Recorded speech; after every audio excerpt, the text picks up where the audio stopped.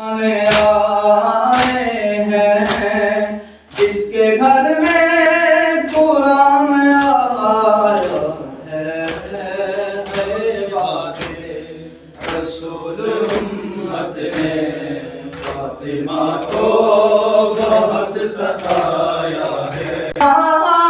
में मुसलमान दोनों झुठला दिए हैं उसके, जाने कैसा सुलूक कर डाला, पल में हो गए सफेद फारस के बैलों से हो गई जहरा।